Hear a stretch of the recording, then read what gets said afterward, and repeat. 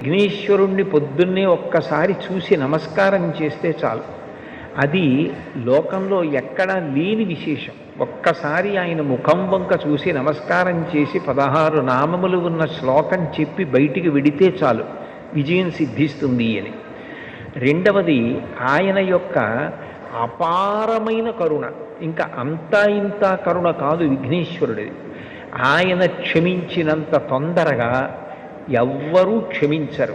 మీరు చూడండి, అందరికన్నా ఎక్కువగా మరిచిపోయే లక్షణం ఎవరికి ఉంటుంది అంటే పిల్లల యందు ఉంటుంది.